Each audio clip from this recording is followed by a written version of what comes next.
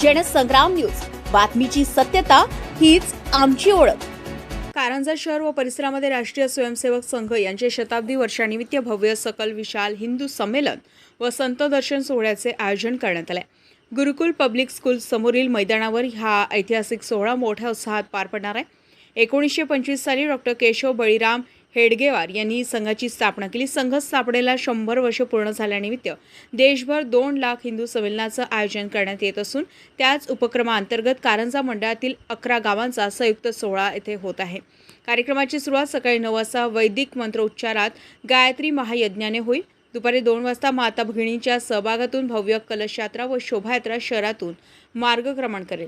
सायंकाळी 4 वाजता संत दर्शन सोहळा व मुख्य हिंदू संमेलन पार पडेल।